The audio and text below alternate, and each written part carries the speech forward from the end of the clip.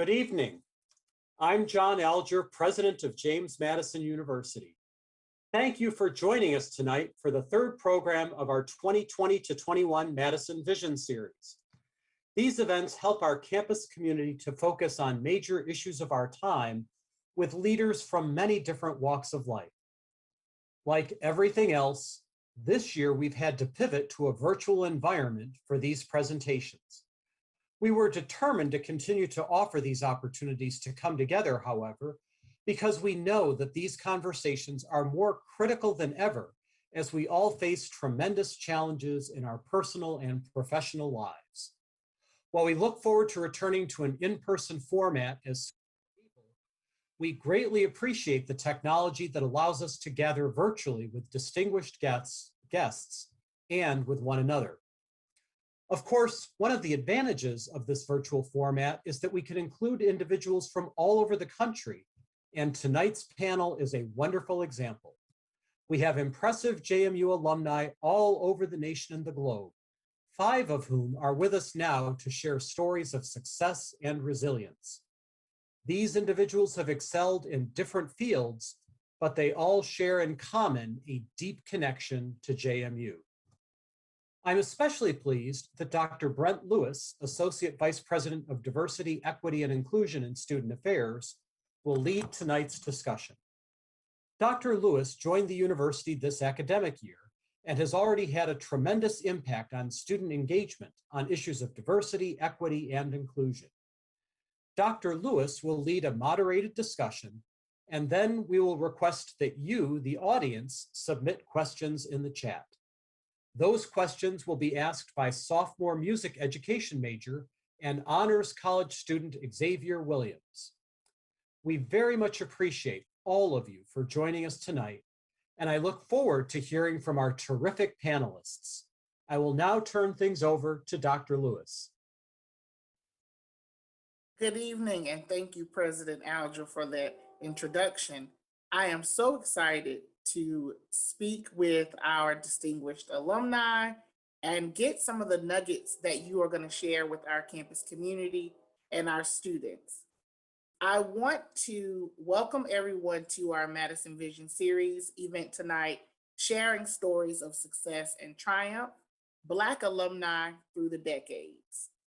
What we're going to do to start us off is I'm going to ask my distinguished guest to give us some background about who they are, an introduction to the community, and share with us a little bit about what you're currently doing professionally. Thank you, Brent. Dr. Alger, distinguished panel, and JMU Nation. It's good to be here. Good evening to you. I'm Charles May. I came to JMU as a scholarship athlete in 1979. I graduated in 1983 with a communication arts undergraduate degree and a 2006 graduate degree from American Military University in organizational leadership. I'm a retired NCIS special agent and United States Army Reserve officer, blessed to have served 35 and 31 years respectively. I'm currently managing our May family commercial and residential rental property assets situated in Midtown Norfolk in support of protecting affordable housing access for low-income African-American families in their historical communities. But most significantly and satisfying over the last 40 years is the friendship and partnership with the 125 JMU alumni classmates from the 1970s and 80s under the name Old School Alumni Scholarship Group in support of JMU recruitment and retention effort of African Americans. So shout out to the Old School group under the leadership of Derek Steele. Thank you. Good evening, Dukes. I am Dr. Angela Reddix, and I am delighted to spend this evening with you. I have to tell you right now, I am living my dream. I am founder, president, and CEO of Reddix, which is a healthcare management consulting firm, primarily doing business with the federal government. I am also the founder of what I call my passion project, which is Envision, Lead, Grow. a 501c3 where we are transforming communities of poverty into communities of prosperity through the promise of middle school girls, just really showing how entrepreneurship can be the pathway to a future regardless of where you started. I also have the opportunity to work with students at a local HBCU, which is Norfolk State University, as the director of the Hodge Entrepreneur Center. I left JMU in the class of 1990 with a business degree, but I also left with my college sweetheart. So I am happily married to Mr. Carl Reddix, who I met the first day on campus there. So JMU is near and dear to my heart always. And we have 3 children living in the Virginia Beach, Virginia area. Thank you. Hey everyone, this is Dr. Darian Parker, and I'm extremely pleased to be a part of this. It's my second time speaking this year for a JMU-based event, so I'm really honored to be chosen to do this among all my very esteemed colleagues and JMU alumni. I graduated from JMU in 2001 with a bachelor's degree in kinesiology with emphasis in exercise leadership. And then I love JMU so much, I continued to stay and did my master's there in kinesiology and with an emphasis in advanced coaching, and then went on to do my doctorate all the way on the other side of the country at the University of Nevada, Las Vegas, and sports education leadership with an emphasis in behavior modification.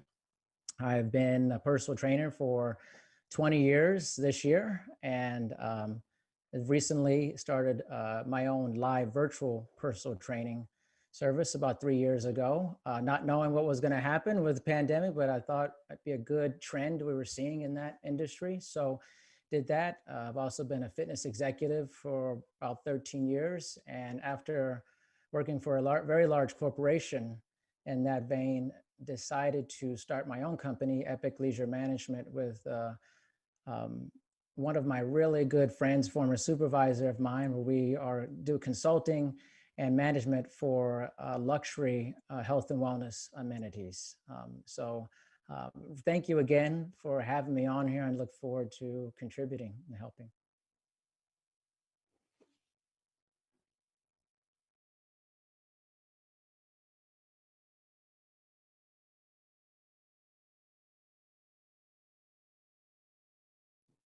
Next will be Faye.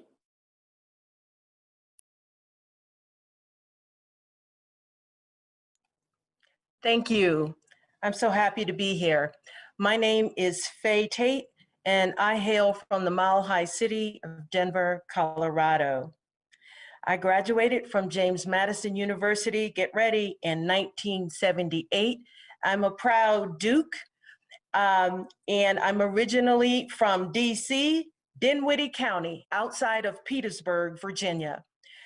After I finished at James Madison University, I attended the Antioch School of Law in Washington, DC. It's now known as the Dave Clark School of Law. Currently, I'm the Vice President for Diversity, Inclusion, and Engagement at CoBank, which stands for Cooperative Bank. We are a member of the Farm Credit System. We provide dependable financial solutions to farmers and ranchers in rural America. So we're different from a commercial bank. I lead the work around diversity, inclusion, and engagement from a business imperative perspective, making sure that we attract, develop, engage, and retain the best talent that we can at CoBank, while having that emphasis and that lens on diversity, equity, inclusion, as well as belonging. And so that's a little bit about me. And also, I'm a mom of a fabulous daughter. Thank you. Good evening. My name is Melvin Petty, and I'm honored to be here this evening. And I'm especially excited to be here with my friend of 40 years, Charles May. When I stepped on the campus of JMU in 1981, I was a transfer from Norfolk State. And the first person that befriended me was Charles May, and we've maintained a friendship over 40 years. I graduated JMU in '84 with a degree in accounting. went on to get my CPA, and from there I've had a working MBA. I held senior positions in financial services as well as government consulting. Started as a CFO, worked as a COO, worked as a vice president of strategy, and I ran an asset for several years. In 2006, my wife and myself, Sandra, we launched ERP International, a business transformation company that's focused on health, science, and technology. We currently have about 700 employees across the nation, and our core markets are defense, health, and national security. We deliver our solutions through 3 practice areas, which include health solutions, digital transformation, and business process management. The things that I'm most excited about currently is some work that we're doing to bridge the gap between minority wealth. We're currently working with the SBA through their Mentor Protege program and mentoring Black and minority-owned based businesses. We currently have launched that into a joint venture network that we have a revenue stream of about $50 million that's going back into the Black community. Along with that, we are mentoring a dozen or so Black CEOs informally, ensuring that they're being successful in what they're doing. And one of the other things that we're quite proud of, we were named by the Washington Post a top workplace.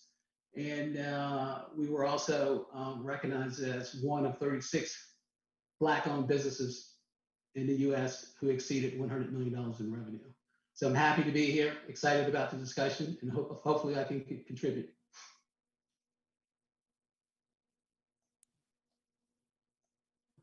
Thank you to each of you.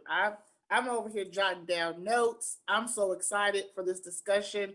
You know, I took away, you know, old school, proud Dukes, Black CEOs, technology, health and wellness, diversity, equity, and inclusion, a common thread of entrepreneurship and success through just your introductions. So I am so thrilled to be in this discussion, and I hope that my friends that are watching have their pen and paper or notepad ready to take some of these nuggets as well. So we're going to waste no time. We're going to get started with the first question. We're going to start out kind of in a frame of diversity and inclusion for our first couple of questions, and then we're going to get to some of your experiences at JMU and how those experiences led to your careers or led to success. And then we'll talk about some mentorship and end off with what advice you have for students and young alums. So our first question is, in your experience, what would you say is the value of a diverse environment or a diverse team? Brent, I think we're going in the same order we introduced ourselves, so I'll start. For me, the value of a diverse environment is really undeniable, often turning what we often dream about into reality. As I found from my own time at JMU during those years, coming from an almost exclusive African-American environment and into a predominantly white institution environment, quickly found out that being able to respect, to learn, to embrace, and to honor the perspective and values of others different from my own clearly provided a key to my own experiencing a wider, greater, real-life success that if, quite frankly, if I had been left to my own devices, I never would have experienced. And so part of the reason I came to JMU was to get a flavor of this diverse environment that kind of reflected more of the real world than it did where I grew up in a predominantly Black environment where the socioeconomic scale was a little bit less. Very interesting, Charles, because I think I was on the other end of that spectrum. So while I will tell you, I was born into poverty. I was born to a single mother who was one of 10 children, who grew up in public housing. She was able to graduate 3 years early as valedictorian of her class and go away to an Ivy League university, which was major back then. So she made it. When she came back after going to law school, we moved from where everyone looked like me to where no one looked like me, all the way almost to the waterfront in Virginia Beach, Virginia. So I experienced where I was like everyone, at least from an ethnicity perspective, to where I was always the only one in class, in the classroom. And so I really thought that I would go to an HBCU after having that experience in middle school and high school. But I remember I attended Black Freshman Weekend on JMU's campus after visiting 4 schools, and had no idea that I would go anywhere that was way in Harrisonburg back in the day, where there seemed like there was one road. And I fell in love because I felt that there were so many others who I could identify with. And while the campus definitely had primarily white students, there was a home, a body of African-American students that bonded. So I felt that I belonged even amongst a large group of where I was a minority. I felt that I had family, I had home immediately. So that was, my experience coming in. But I will tell you the question of the importance of diversity. As a small business owner, I learned very early that diversity could make or break my organization. And so way back, we're 14 years in business now, almost 15 years in November. There were 5 I's that became our core value: inspiration, integrity, innovation, integration. But one that was important from day one was individuality. And that's where we speak to diversity.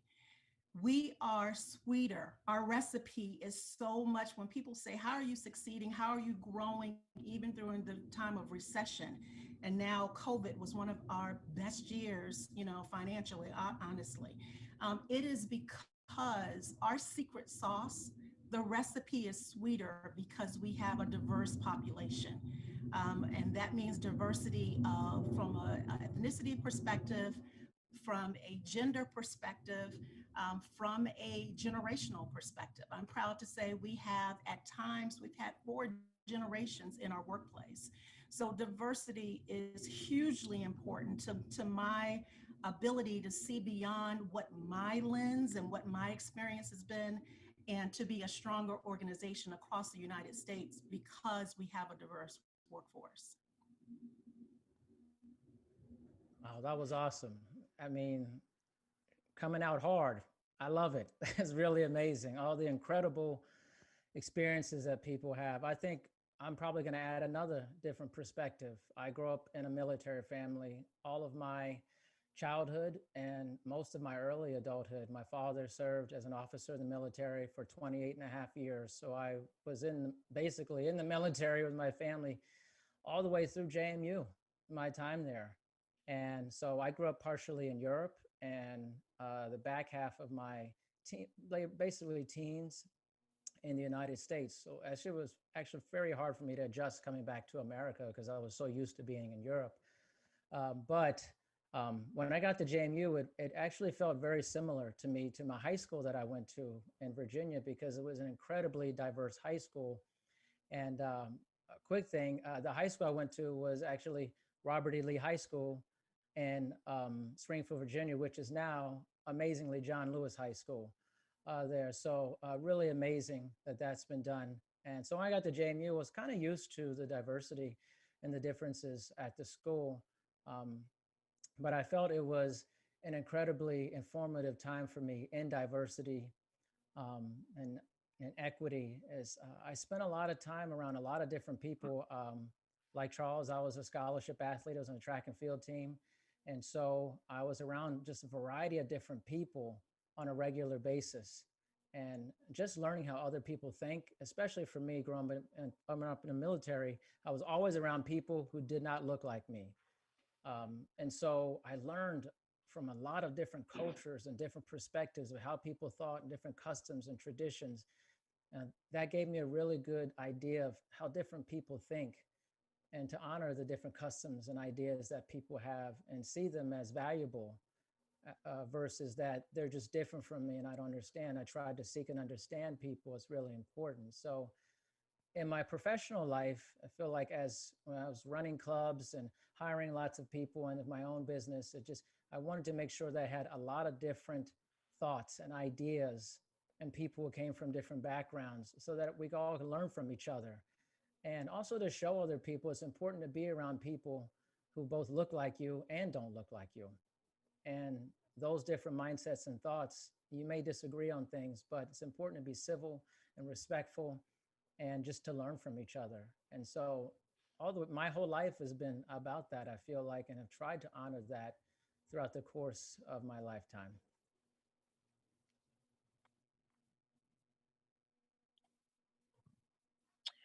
Thank you. And so I wanted to go to James Madison University. There was no pre-visit. I read the information. I knew a few people who were going, and I decided I wanted to go. It was a great experience there. I was part of the band, came to the school 2 weeks before school started, and that was my journey at JMU. And during those times, there weren't that many of us at James Madison University. And so it was a real tight-knit group of folks. And we supported one another. We did great things together. There were great opportunities for us to gather, through the Black Student Alliance, through the gospel choir, through the Greek life on the campus. And so being at JMU, one of the things that I remember very vividly is being the only one in spaces quite a bit. And like Darian, I grew up in a military family. And so going to JMU, I thought, okay, this is, and even in high school, I went to a fairly diverse high school as well. But getting to JMU when there are not too many people who look like you have to kind of find your voice and find yourself. And the fact that there were a small group of us there that were close knit just made it all the better. We were able to accomplish so many things. And so I have taken that experience of being oftentimes the only one, throughout my professional career, because I've tended to land in these situations that are non-traditional: construction companies, water utilities, those kinds of things, where sometimes, well, most of the time, I was the only one, the only manager. And later on in my career, I really delved into diversity, equity, and inclusion in an engineering company, a global engineering company, and had the opportunity to see how that works outside of the United States. A great opportunity to learn that there's so much diversity outside of this country, but there's still space to talk about diversity, equality, and inclusion outside of the United States. And so I just feel like my time at James Madison University, being a part of the band, kind of being the only one twirling that baton at the time, y'all, which is a long time ago, just prepared me in so many ways. Being in the English track, I have a degree in English, just prepared me. And this work around diversity, let me just say this: it is critical, it's strategic, it's about being successful as an organization. It is about organizational results. It's about innovation, creativity, having those conversations.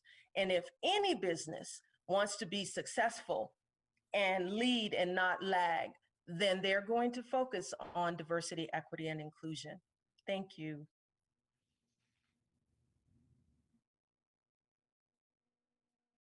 I will certainly pick up where Faye left off. And as it relates to business, it's something I know and something I understand. And if you really want to be successful in business, you have to create a holistic culture.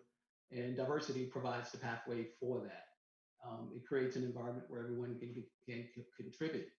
And certainly, I mean, diversity gives everybody a fair shot at life. My background is a little bit different than most of you. I grew up on a farm. I went to an HBCU, and I went to JMU. And as I look around, sometimes I think I'm the #1 member in the 4% club. I'm a CPA. less is a population of 4%. CEOs, Black CEOs are only 4%. I was a member of YPO, which is a very prestigious development program for CEOs, and it's high wealth. You have to manage at least 13 million in revenue and at least 150 employees. Less than 4%. Less than 4% of Fortune 500 CEOs are Black. So, I've always been in a group where I didn't really fit into either group because I spent a lot of time with people who didn't look like me. So I was kind of the kid who was always awkward with integration. But a lot of lessons learned along the way. And so as I built the business with my wife, Sandra, we really focused on diversity, and we believe that it affords us a great deal of innovation in our solution. It's a culture enabler. And certainly if you're in the business of human capital management, it affords you the best opportunity to hire the best people, regardless of what they look like, what their religious background, or any other factors. So having said that, I think it just gives everybody a fair shot at life and being successful and really moving outside of the 4%. Thank you for sharing your varied thoughts and ways of seeing this. Angela, I might have to come back and steal that recipe is sweeter and the secret sauce when diversity is involved. I like that. I like that. And I think that is a great way of describing it. I got down diversity of thoughts, backgrounds, that 4% that Melvin's talking about. And one of the common threads that I think each of you touched on was representation and being in spaces where you might be the only one or the only Black person in a space, and thinking about what drew you to the institution. One of you talked about the Black Freshman Weekend and looking for new experiences and individuality. I think that is so critical to this conversation. Angela, I wrote down the 5 I's. All of these things I think are critical in this conversation around a diverse environment and what that looks like. In that same vein of diversity, what do you believe are some of our biggest challenges nationally when it comes to diversity, equity, and inclusion? And what do you think are ways in which we address that? I'll start this conversation. I think it's really important that it is not a check the box exercise. It is something that is quite, I would say, in vogue right now. Positions are being created. So I'd love to hear Faye's the expert here. I will say, as an observer and as an employer, we have to be careful to recognize that the entire person comes into the workplace, and that we value the entire person, not just the outside package of that person. And also that we don't group all people who seem like they have things in common into one box. And therefore, we make assumptions about them, that we are each individuals. So even though there may be a demographic that we fit into, we're each individuals. And that's something that I think we still have challenges in trying to understand. I was at a conference and I heard the speaker describe diversity and inclusion, and I'll never forget their description. Diversity was receiving an invitation to the party. Inclusion was, being asked to dance at the party. But belonging, which is like the highest level, and feeling you belong because you're invited to plan the party. And so when you plan the party, you make sure that, the music makes sense to everyone that's there, that you're understanding that there's certain foods, there's certain things that are important in order to make the experience complete. And that's the beauty when we recognize, let's have conversations so you can understand, Angela is not the same as Brent, is not the same as Faye. We have differences. So you have to move beyond the outside package to have conversations to understand what makes each of us tick. And that's when we can have magic that happens, when we can really understand and feel okay having conversations, which may be uncomfortable at first. But we have to be okay with having uncomfortable conversations so we get to a point of really learning. If I could, wow, Angela, beautifully stated. And so what I always encourage people, my colleagues, show up as your authentic self, be your unapologetically authentic self. Don't feel like you have to code switch when you show up into an environment. And I know, some people have a tendency to do that, but if you want to feel like you belong, right, and that you can contribute just like everyone else in an organization, you want to show up as your authentic self. Now, this work, I know it's been heightened. Everyone here knows that we've been dealing with these matters for years and years and years, right? But now we're in a position where we need to start naming things. We need to ask questions. We need to look at dismantling systems and processes and really, really have the will to do some things differently so that we can affect sustained change, because we go up and down, but now it's time for us to engage in this work in such an intentional way that the change is sustained, right? And it's hard work, but it's work that has to be done. And so that's just my comment and my response to your beautiful articulation about diversity and equity and inclusion. Thank you. So Faye, that code switching, I mean, that's real, and it's not as easy as one may think to feel comfortable enough and confident enough to come in and be your authentic self. I hope that we can share with students that are, on the call, that will be approaching, and even some recent graduates who are going to be coming into the workplace. When you say be your authentic self, I mean, we have to have some controls in place too. So we can't just do anything in the workplace. That's, but what does that mean? And how far can I go in order to make sure that I don't lose myself, that I don't try to assimilate to the point where I really am not even bringing you 1/10 of the power I could bring you if I felt comfortable.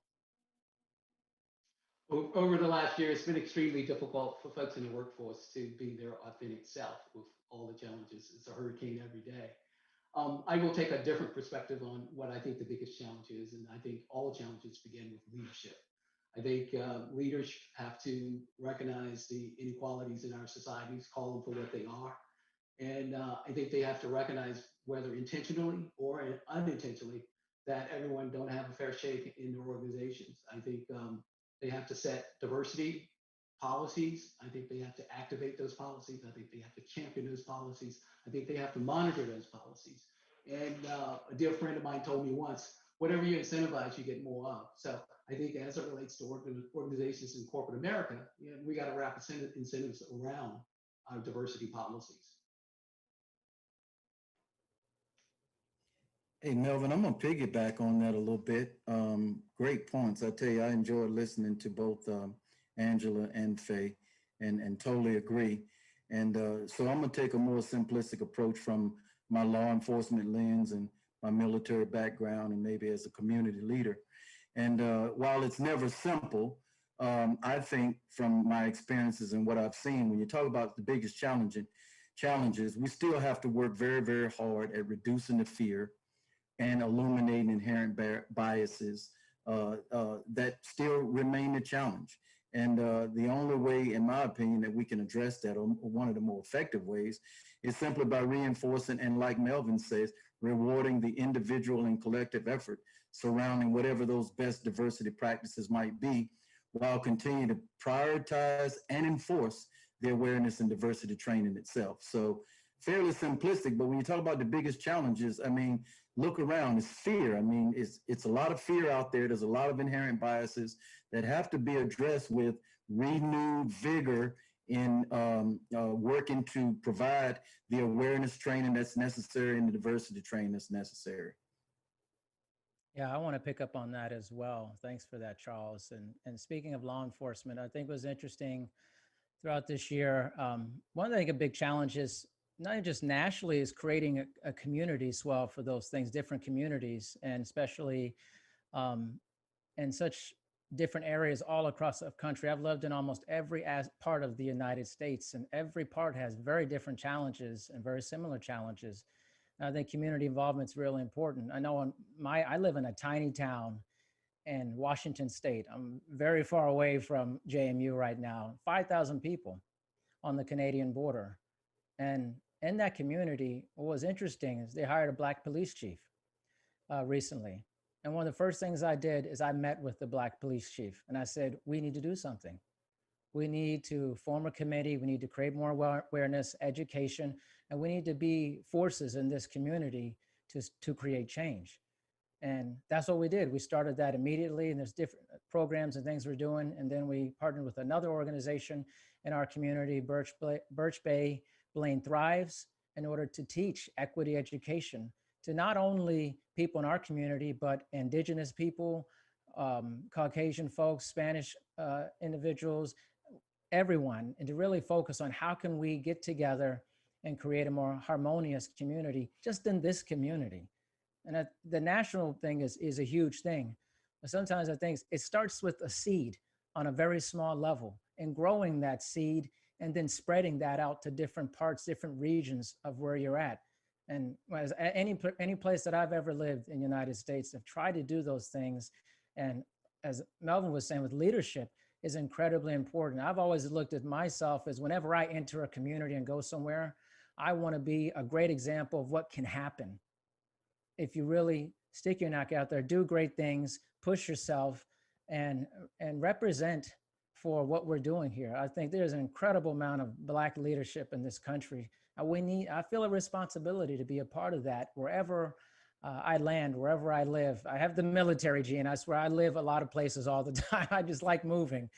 But where I'm at now, I feel like this is a way I can make a difference. And so I think from community up towards our national involvement, I think it's really important. Again, very well said by the panel here, really beautiful. Hey, before we move away from this conversation, Dr. Lewis, I would like to put a plug in for President Alger.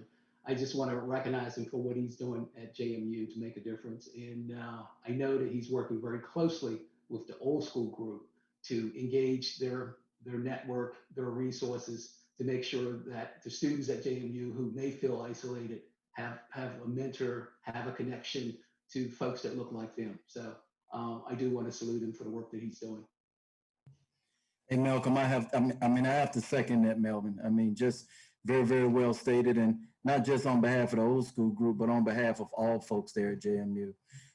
Dr. Alger leadership has been paramount to the changes that's been made, and we look forward to working with you on many initiatives going forward. Thanks, Melvin. Thank you for mentioning leadership, because that is a critical part of this discussion. I appreciate the conversation around belonging, because that, as we think about the landscape of higher education, our students are looking for a sense of belonging. So that is a huge part of this conversation. As students come to our campus looking for that space of being unapologetic and that space of being authentic, my authentic self, and you finding that authentic self and that space of being unapologetic and taking that out into the workforce. And what does that look like? How does that align to success when you think about those things and you think about systems? I think Faye brought up systems. It's important to have that conversation around the system that impacts the experiences that individuals, people of color have. And Darian, point well taken about Black leadership in the community. And having representation in spaces. This conversation is so good. Thank you. Thank you. Each of you has a different perspective, but it's so valuable to this discussion. We're going to shift a little bit, but as you continue thinking about diversity and inclusion, think back to your time at JMU. And was there a particular class that you took at JMU or a particular experience that you feel prepared you for life after JMU, life after college, and moving into those realms of what success would be for you? I'll start with this one. I mean, one of the things that, I have to think back almost 40 years. That was a long time ago. That was a big task for me. But at JMU, I was on work study, and I had two jobs. I was a cadet and I was an RA.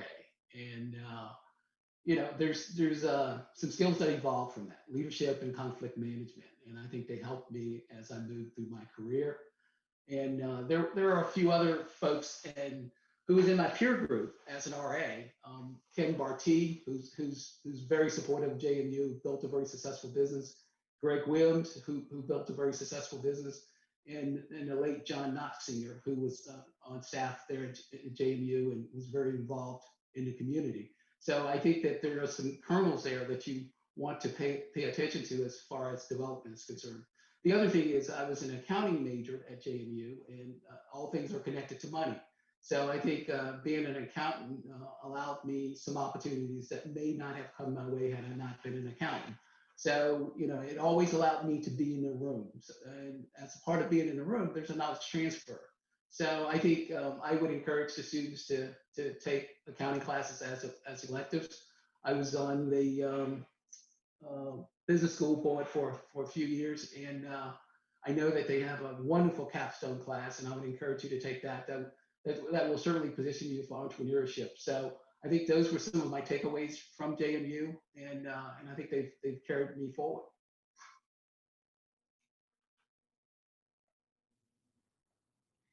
I can't say that there was a particular class. I will just say that I learned my first semester that studying wasn't the same as it was for high school. So that I learned real quickly that failure was real, and that it took work if you were going to succeed.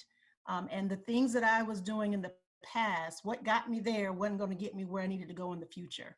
And so I had to shift real quickly in order to be successful and walk across that stage 4 years later. So I think that was my first lesson in failing fast and failing forward, getting up and keeping moving. So that is a huge lesson that has paid dividends throughout my life. But I would say more of my experience that has helped me in life happened outside of the classroom, quite honestly, but it was an environment that JMU afforded me to have. And so there are people like Forrest Parker, like Byron Bullock, like Juliet Moore, who made that place a very special place and allowed me to find my voice as a leader. I was the Black Student Alliance president my junior year, I believe it was, junior year. And just to have the space to be creative and come up with things and have the support to do that, those are the same skills that I use in building my business. Those are the same skills that help me to progress through corporate America. And feeling that my voice mattered meant everything. And so that experience, I tell you today, I am who I am because of those individuals who gave me the space to figure out my possibilities.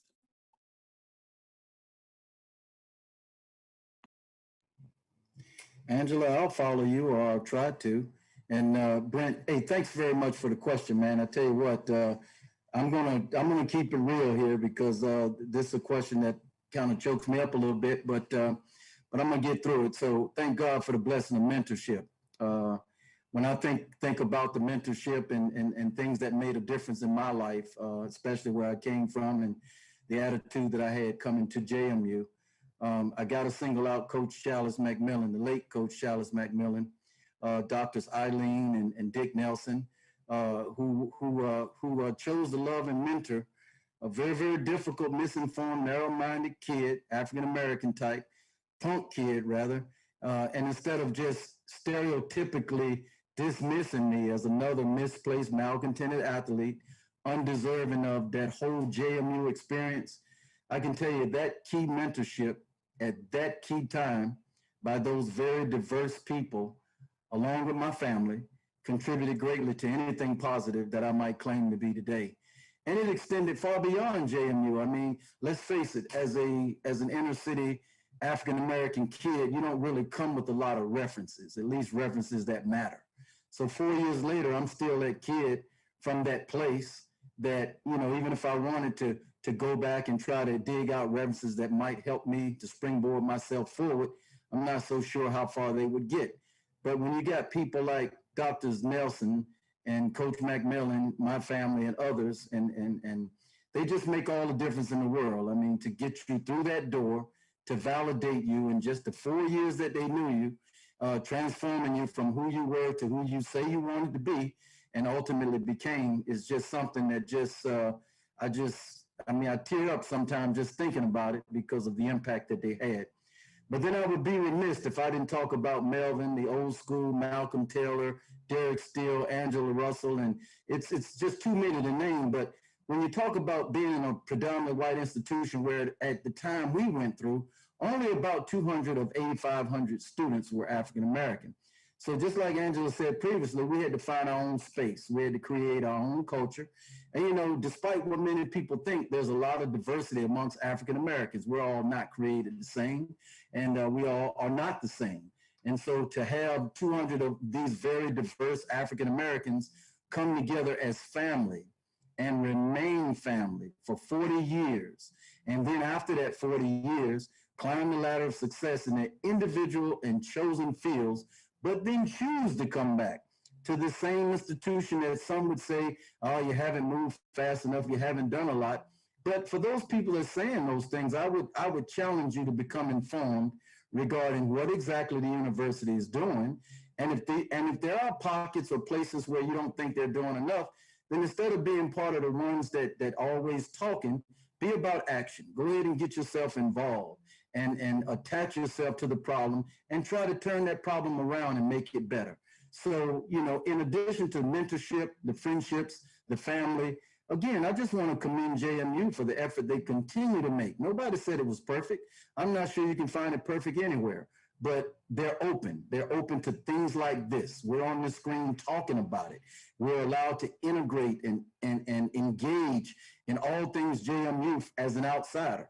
And that means something. And then kids like Xavier can see the example that we're all setting, and then they can dream big, and then they can pass it along. So thank you, Brent, for this outstanding, very, very well placed question. And I hope my answer represented a great majority of those watching. Thanks. Man, that's great, Charles. That's fantastic. I would say for me, it was three things. I'll add a few classes actually to this. I took public speaking and basic counseling skills as part of my education at JMU. And I was painfully shy in high school, incredibly shy, but I knew I was more outgoing. I wanted to be more outgoing. So I forced myself to take public speaking. It was terrifying, but every week we did a speech and I had more and more confidence, and it taught me to go outside of my comfort zone and doing that. And then taking basic counseling really set me on a path towards understanding human behavior and how people interact with each other. And one of the best things about JMU, I thought, was during that time, we had a therapist. Each student had a therapist during the class, which I thought was completely unique and different. And so I would go see my therapist every week during this semester. And I thought, man, who gets to do this? And that's when I learned about really sharing your feelings and talking. And I said, man, this school is incredible. I mean, like, where do you get this type of education? And the next thing is I was a track and field athlete my entire time in my undergrad. And I learned grittiness and toughness like you wouldn't believe. And track and field it's a very different sport. And running is often a punitive thing for a lot of people in the past, but imagine doing it all the time. And I remember my freshman year, I lived in the Howard Johnsons. It was like not enough dorms. So I had to live there. And I remember riding my bike from the Hojo down Main Street at like 5:30 in the morning, so cold, to pool practice. This was the practice before the practices and stuff. And then after that, go to my 8 a.m. classes, the whole thing, then have practice in the afternoon and incredibly difficult practices almost every single day. And I learned about testing myself. I was tested on a regular basis, physically, mentally, socially, emotionally, and doing that with a group of teammates who we grew up together in college. We spent so much time together at meets and at practice, and it was very influential for me. And as Charles mentioned, Dr. Chalice McMillan was a gigantic part of my time at JMU. Dr. McMillan invested crazy amounts of time into me. I was his graduate assistant in my master's degree, and we spent a lot of time together. And even before he passed, we were talking very regularly, and he would just leave me messages all the time. How you doing, Darian? I miss you. And he kept up with me no matter where I moved. And I thought, man, another reason why this place is so amazing. The people, the professors, they care so much. And I saw the difference when I did my doctorate. I didn't receive that. It was very different.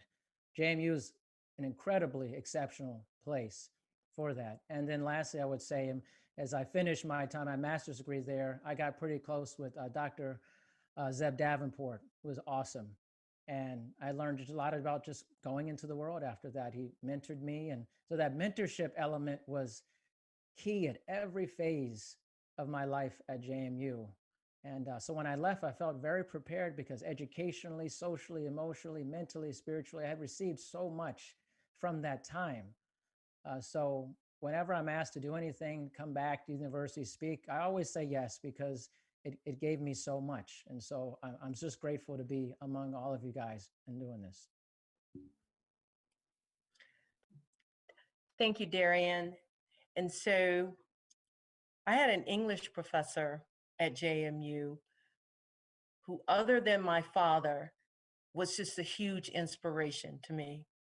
Dr. Francis Adams told me I could do anything. He would say, Miss Wilson, you will be successful at anything. I mean, he would say it to me. So after my classes in Shakespeare and Faulkner and all this poetry, and I mean, it was fantastic. And so when I got to law school, that's where the rubber met the road, right? And, and you all know, going for master's degrees and advanced degrees, it can be tough. I appreciated so much the amount of reading and writing that I had to do while I was at James Madison University, even though I did call my father and tell him, come get me after first semester, because it was so much. I said, you got to come get me. But he said, no, and he encouraged me. And so as a result of, just that whole experience at JMU, and I took public speaking and those kinds of things, I am very, very right-brained. But interestingly enough, I've had these corporate roles in these different companies, as I've mentioned to you before, water utility and, construction company and things like that. But it's just the ability to read, comprehend, and communicate decently in writing means a whole lot. And I know it's different. We're in the electronic age and all of that, but I've had roles where I've had to communicate in writing for a variety of reasons. When you're a part of HR, lots of things come up and you have to communicate in writing. And also you have to facilitate conversations that are difficult sometimes. I'm just saying, I attribute that to, the days I had at JMU, all of those English classes, all of those writing classes that really, really helped support my career in corporate America. You know, the one thing I took away from each of you and your response to this question, no matter when you graduated from JMU, you still remember those names. Those names of those people resonate with you. They built relationships, they built community with you, they poured into you, almost like parents away from home. I mean, I can think back to college the same way and name professors, name administrators that built that sense of belonging for me. That's important to a student, but also to you being an engaged alum. When you have that experience as a student, you'll walk away and stay in touch with that coach. You'll invite that professor to your wedding. Those people stay connected to you lifelong. Um, you talked about public speaking and grit and lasting relationships and truly uh, care. I think it boiled down to feeling cared for and feeling a sense of community. As some of you have already alluded to this, mentorship. I think Darian hit on mentorship and Charles hit on mentorship. What is the importance of mentorship? And if you had to give advice to students about finding a mentor, identifying a mentor on campus, how do they do that? What are some of the ways that you've done that as students?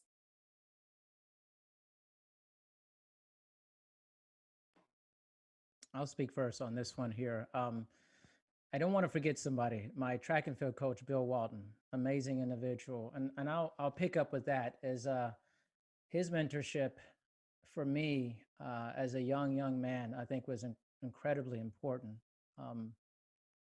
He was tough on us, really tough. Coach, I know you're probably watching this. You said, so I'm just going to say it. Like, he was really tough on us.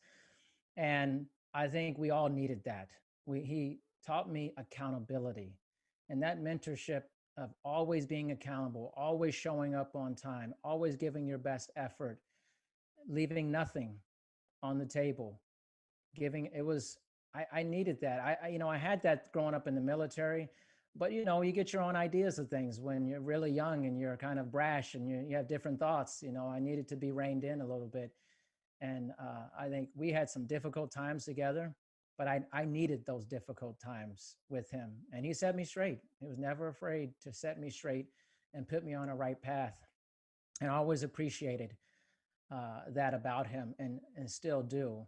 But I think mentorship's incredibly important, not only in college, but when you get out of college, it becomes incredibly important too. I always made sure I had several mentors that I could talk to throughout my professional career, my personal life. It's critically important. Love networking, connecting. For me, it was, at school was more natural because I was in an environment that was very convenient for that, with coaching and academic advisors and things of that nature.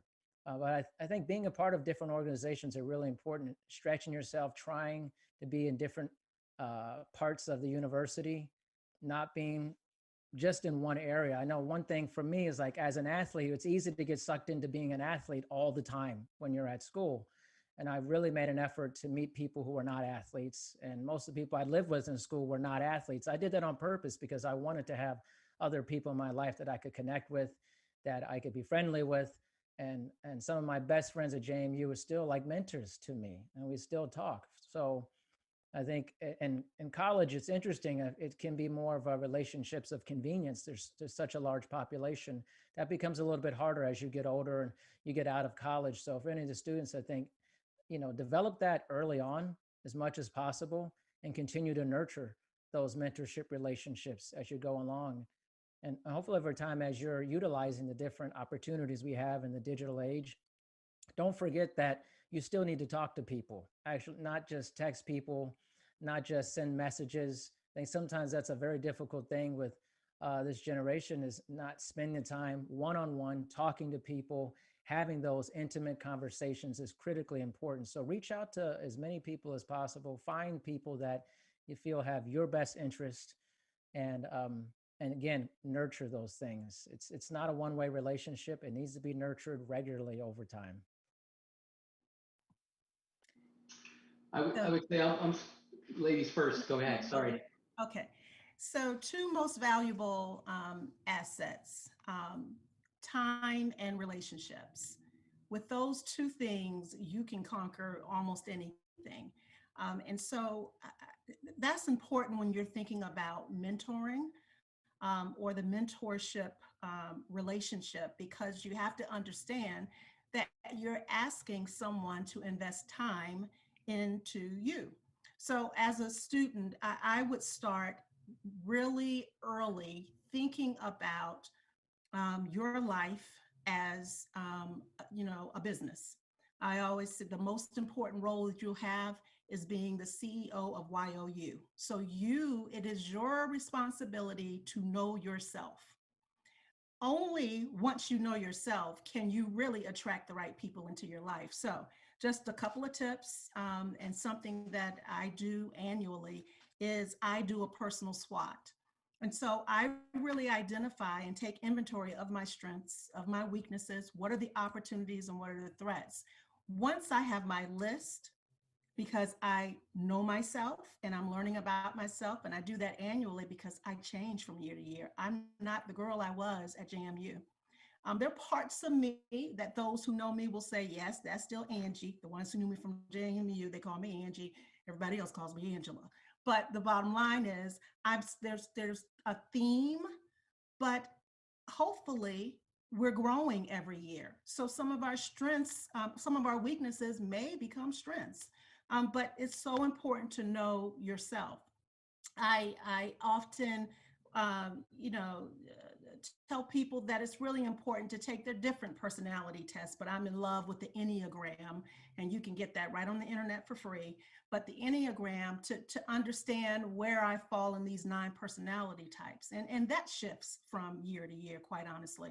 But once I do that, then I can seek the right individuals to mentor me, not for everything, but once I identify my list, perhaps there's a mentor that's specific to this part of what I'm trying to, this piece of the pie, basically.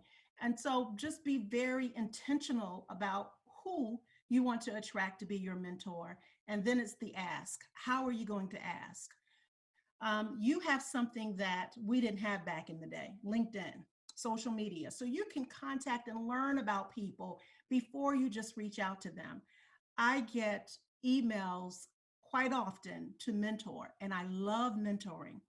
But honestly, I don't enjoy doing the heavy lift of just trying to do some things that really is the person's responsibility to have a foundational knowledge of what you want from me.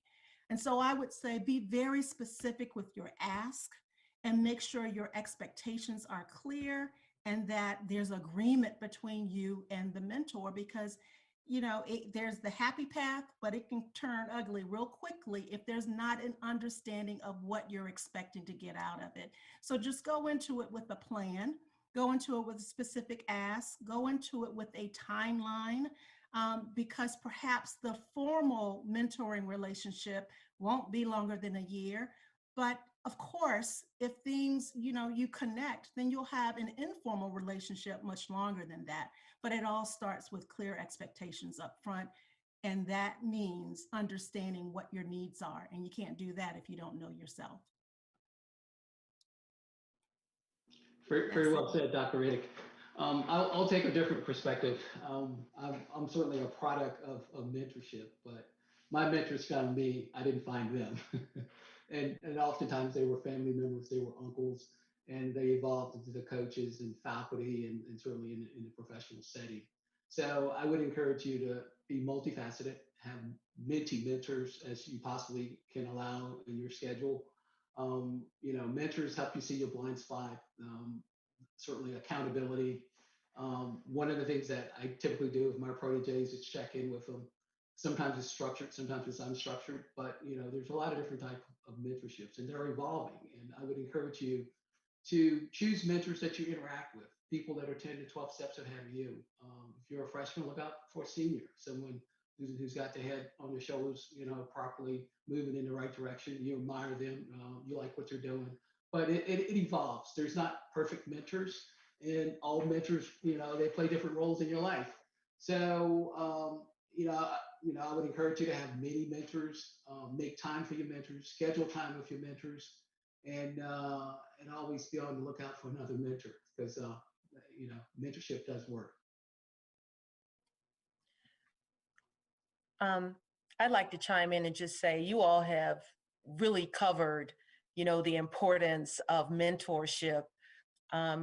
When you connect with someone, just make sure that that person is willing and able to give you critical feedback as well, because folks need to get used to getting some feedback that might be tough to hear, but that's the only way that you'll get better at what you're trying to do. And I think Darian referenced it, starting with a mentor and just being in that cadence in undergrad will prepare you as you move further in your careers. There's mentorship, there's coaching, the ultimate sponsorship. You want someone who is going to speak your name when you're not in the room. But it all starts with mentorship. And starting at JMU, selecting that person will give you that experience ahead of time.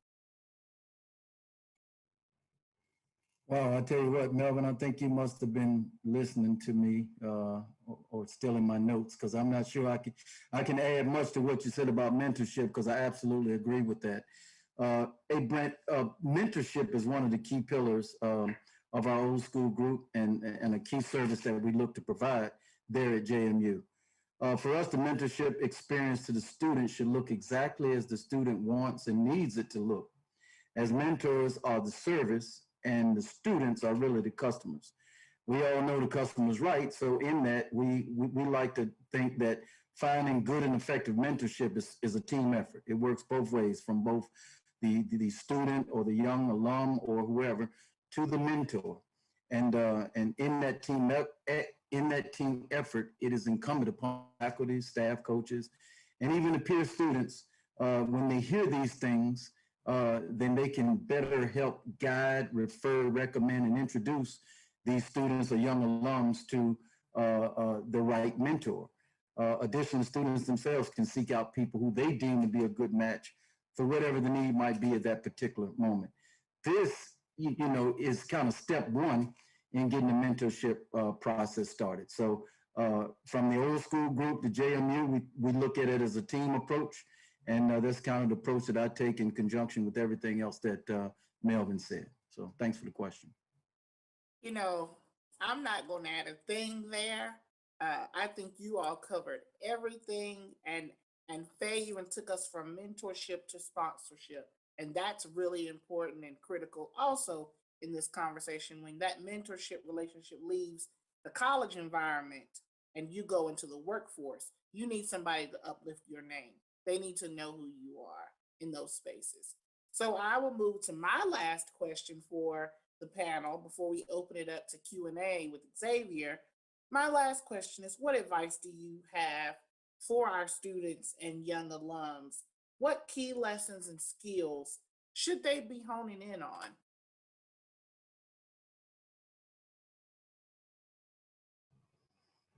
I'll be brief.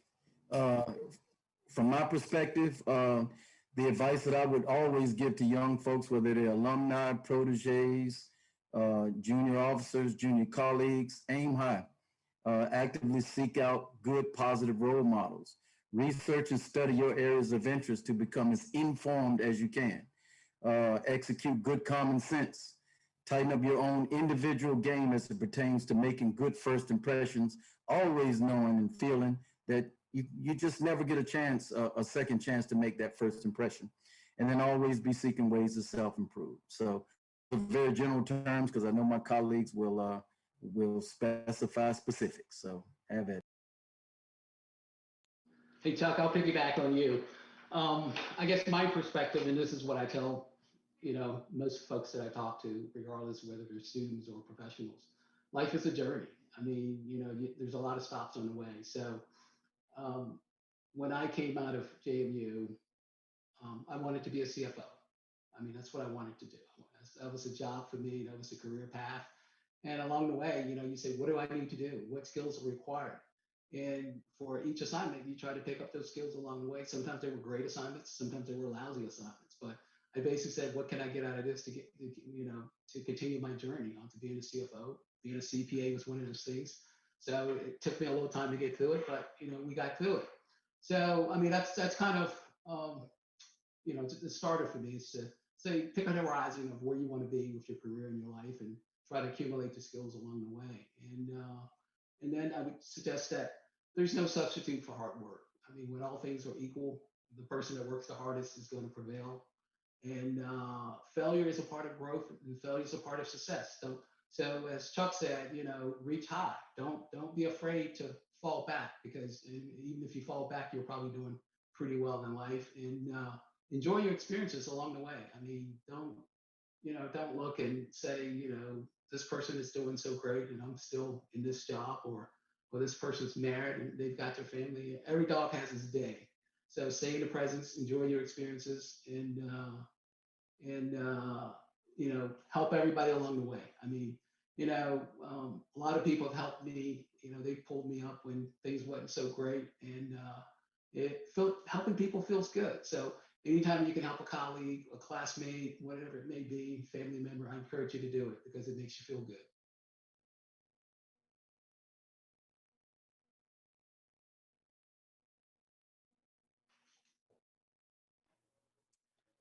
I wanted to say some advice is really develop your relationship building skills, because it's not only great for your professional life, it'll help you be a better partner, a better significant other, a better father, a better mother, a better son.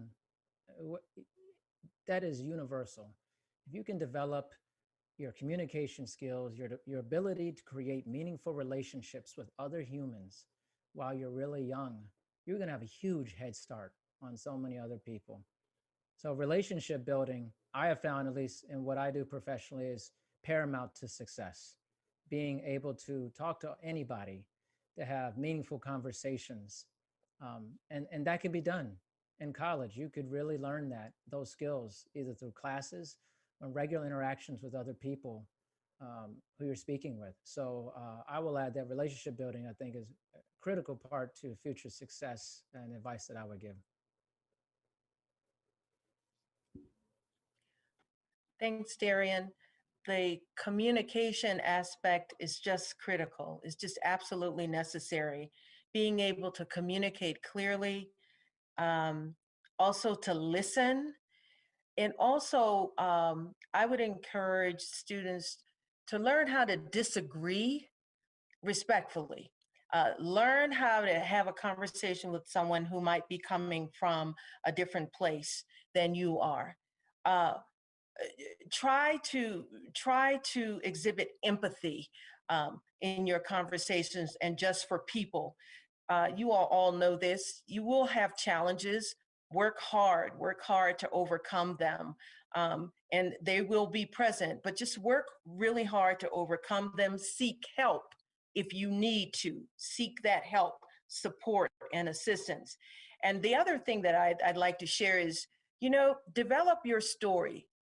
You develop your story so that you can tell your story while you're at JMU and as you move on through life, because you don't want anyone else to tell your story.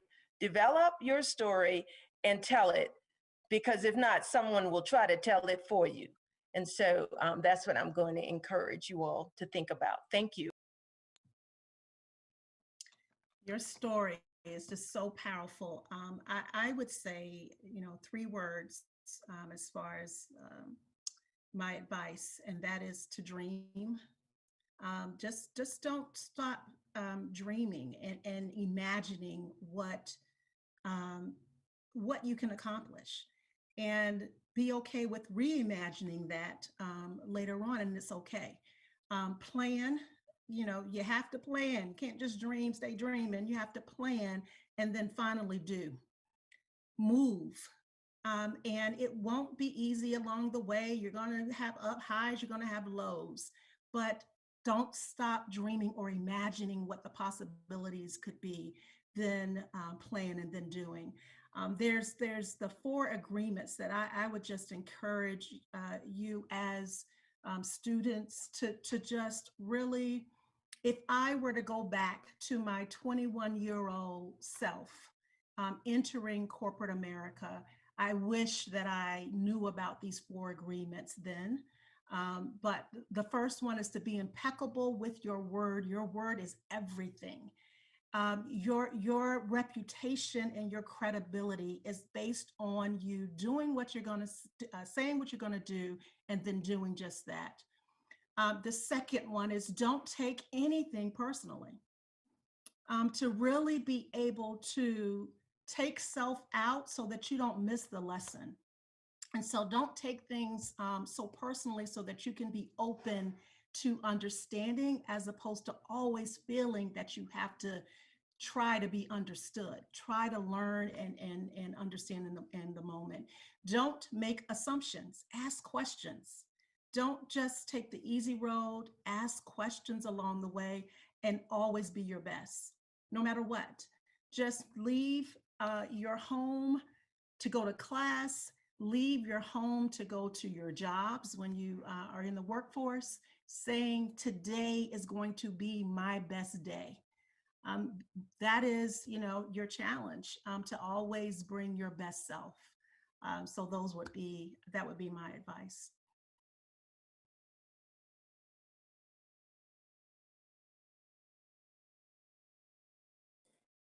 And if I can add, I know I'm not on the panel, but I want to add something that Darian said earlier: leave nothing on the table. Take it all. Take in all of this experience and leave nothing on the table. So at this moment, I'm going to give it over to Xavier, who is going to do our Q&A. Thank you so much, Dr. Lewis. And wow, that is a lot of information that's been shared. I'm definitely inspired by your words of wisdom and your experience.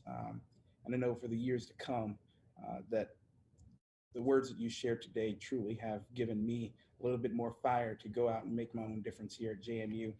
We have a lot of people watching on YouTube and Facebook today, and everyone has been saying hello, whether they may be peers of yours or even peers of mine.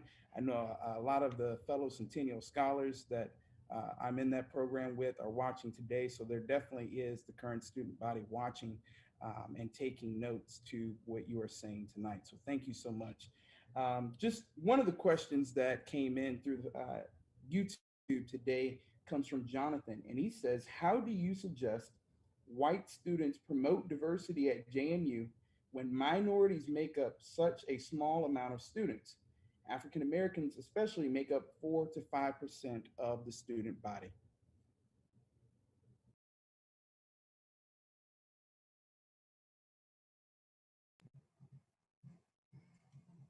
Wow, that's a good question, Xavier. I guess I'll take a shot at it, but the bottom line kind of incorporates everything that we've said today. I mean, if you're in the majority, I think it's your responsibility. I'm thinking about maybe Melvin being at Norfolk State University and maybe seeing a white kid on the campus. What would he do? Well, I'm not Melvin, but I'm pretty sure Melvin would embrace that person and help them acclimate a little better. So I think that when you're talking about what you can do or what you can say to the white kids about that is just, hey, be the responsible majority. Try to put yourself in the other person's shoes and imagine how you would want them to interact with you, how they would embrace you, and then maybe even before you do it, do a little bit of research on some of the things that you may or may not know, so you feel more comfortable when you approach these folks. So I think that it's individual initiative backed up by these types of exposed conversations where the awareness becomes a big part of it and the training that follows. So that would be my take.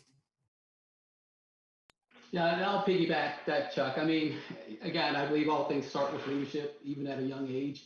to the degree that a white kid sees a black kid in isolation, that they should certainly reach out to them and try to embrace them and make sure that they're included. And as it relates to some of the activities across the university, as you have, I don't know if it's presidents of certain clubs or whatnot. I mean, you have a responsibility to make sure everybody's included, to go out and recruit black kids and make sure that you have a holistic culture where you can get to an optimal solution. So I don't think it's just adults that do that. I think kids have a responsibility to do it as well. Yes, and I suggest also, just to add on very quickly, become an ally, become a true ally. Engage in continuous learning, as I think Charles mentioned. Read, listen to podcasts, do whatever you can so you can learn about the BIPOC, Black, Indigenous, people of color experience, and in that way you can have more awareness, education, you could be better informed, so you can really serve in a role as an ally to the Black students at.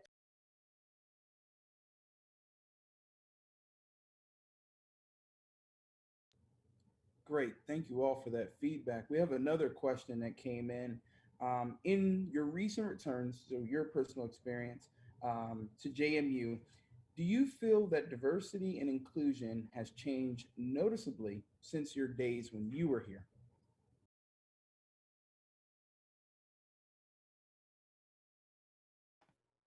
You know what's Yeah, interesting is, oh, go ahead. I'm sorry, Dan, you go ahead. No problem. It was interesting. I was on a previous talk here for JMU, and it was very similar. And there were recent alumni, recent graduates of JMU. And what I thought was interesting is that it feels like, at least from what I was a part of with that their experience was very different than mine as a Black student in the 90s. And I felt like that my experience as a Black student in the 90s was, actually, I felt like it was a lot bigger sense of community during that time. And what I've heard from students currently is that they don't feel that same sense of that amongst the Black community at JMU currently like that. So I think it has changed a little bit there. I haven't been there in a while, but I feel it has maybe changed a bit from when I was there when, again, I can't speak to it completely, but what I do know is I think that a consistent effort is certainly needed by all parties for that to happen. And if it's not happening the way it was happening, then something certainly needs to be changed, and we need to rally and gather.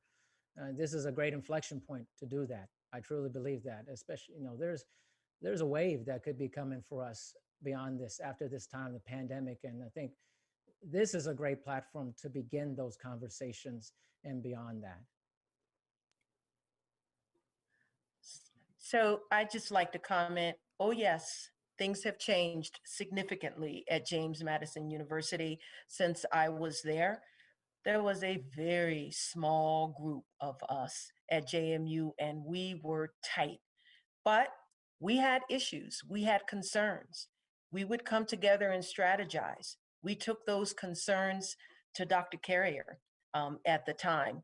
And so I think that the work, the task force work on racial equity, just everything that's happened with the student body, the numbers of students that are there, the recruitment practices, all of that has been a part of the journey. And I've seen a visible change since my days at JMU as a proud Duke. I'll just add, I don't really have content to answer the question, but from what I've seen, just from the last month or so, it has truly evolved, particularly from the president's office with Brent, Art Dean, and some of those folks who are engaged and doing amazing things for the university. So, I collaborate with Art quite often as far as with students and trying to get students into the university. They've been extremely responsive. So, I guess from a leadership perspective, I've seen change. Big changes on the positive side of the house since 1979. I will tell you, since the old school and myself have become really engaged in JMU activity, I can tell you that you've got I don't want to say changing the guard, but I think the awareness factor is really, really high. And I think the will to do good by the JMU leadership really gives the greatest opportunity I've seen in a long time for change. If you hope to make any impact and change that's long lasting, it has to become a priority of leadership. So we can go back to Dr. Alger and his senior staff for the messaging that has come out from JMU, for their willingness to engage different types of folks to express differently in different ways is more than just a product of the time. I think it's really a product of the quality of people and the leadership there at JMU that are determined to do the right thing. So I'm thankful for that. Wonderful. And I'm going to try to get one more question in that I think will be helpful for, as Dr. Lewis was getting towards the end, more of our new alum and those that have been alum for some time. We have a question that came in that says, what do I need to do to be a more active alum? And in addition, some people have also asked for more information about the BAC and old school. So if you could just talk about that. I can absolutely talk about the old school, and I don't know if we have BAC representation on the board. If we do, I'll defer. But the old school group is quite simply, we're a group of 1980s alumni, but we're really a group of anybody that wants to be a part of helping to engage JMU in a way that helps improve African American numbers. Over the past 18 years, we've given one retention, one recruitment scholarship in an effort to spurn additional effort to recruit African American talent, students, faculty, and staff there at the JMU.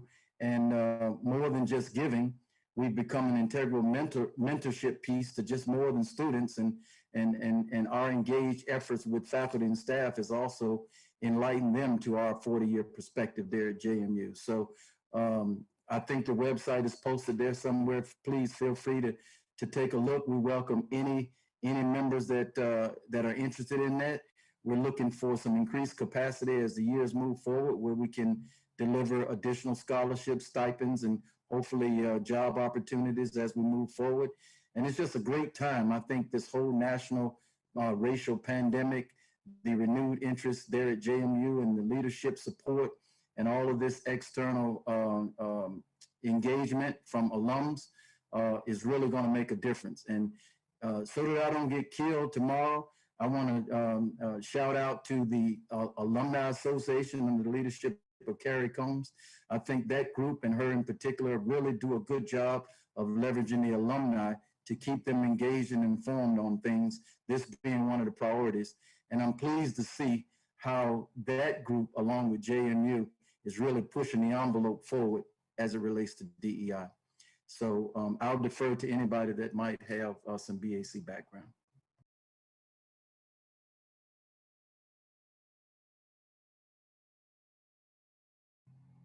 Hey, Xavier, I know they're not represented today, but I definitely want to put a plug in for all that they're doing. We've sat in on a number of boards with Paula Bowens, the president of the BAC. She does just a tremendous job of making sure that the BAC maintains a very, very high profile under the alumni group led by Carrie Combs.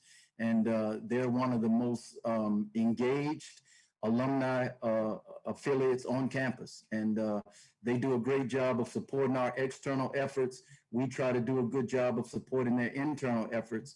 And together, we're making a very, very distinguishable footprint as it relates to African-American movement there at JMU. So I'm proud to speak on behalf of the BAC, and I'm sure there'll be others that will provide comment on their behalf.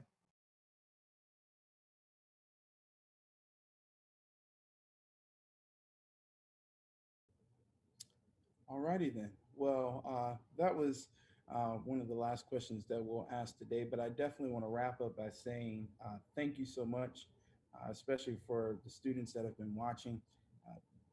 Like I said, your words of inspiration and your experience, sharing that knowledge with us is very motivational for us to continue to press on and to make our mark on Madison, as we say. We've definitely experienced through this conversation that we've made progress, but there's also progress to be done. And so I want to thank President Alger once again for the opportunity to serve in this capacity, but also for his leadership and his administration, to Dr. Lewis for joining us and helping us work towards diversity, equity, and inclusion being a priority, and a great thing that we're doing here at JMU.